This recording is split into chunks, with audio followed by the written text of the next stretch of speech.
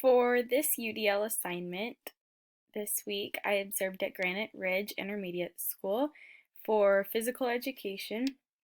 And for this prompt, we were talking about the diversity of the school and within the classrooms. And so I decided to pull up Public School Review to compare and look at further in detail what my observations were compared to the whole school, what they turn into the state. So what I observed was in the 3-period classes that I observed, there were 2 all-girl classes that were strictly for athletes, and then there was 1 all-girl period that was only for the cheerleaders and dancers of the school.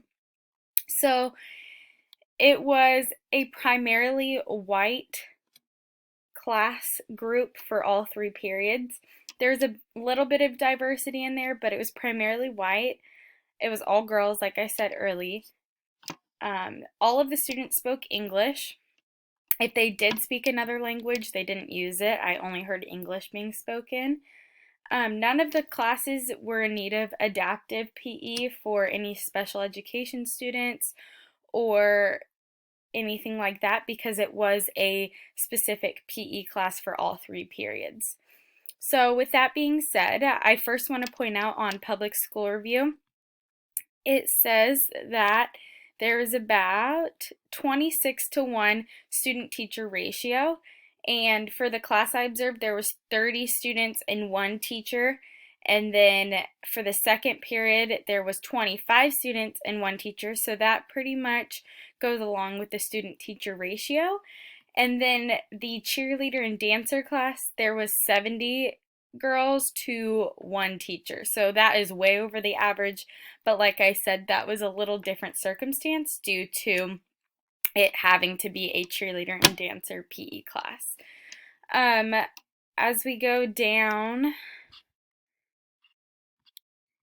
it's interesting to see that there was a 49% male population and a 51% female population. So with that being said, seeing all girl PE classes, I kind of got to see the reality of what all of the girl population is if you take a little glimpse into it, but it's pretty even. It's pretty even for the 7th and 8th graders, although the first 2 periods I observed were strictly 8th graders and the second period was 7th and 8th graders. That was for the cheer and dance. All right, and then if we move on down to the diversity. So for this, 48% is white compared to the California. There's 24% white within the schools. And then, so that's a lot higher than the California average, which is also aligns with what I observed through my observation of the class periods. The diversity score is a lot higher than the California average.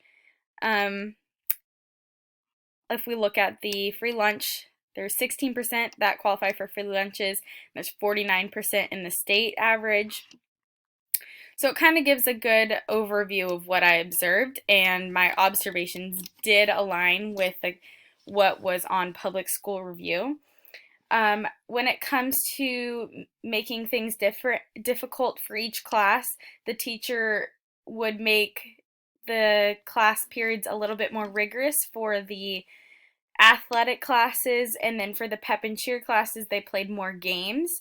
And so the athletic classes, they focused more on weight training, and the cheerleaders focused more on working together as a team. So there's a little bit of adaptation to what the classes needed, but overall it was pretty inclusive to everybody except for the exclusion into what class they were in.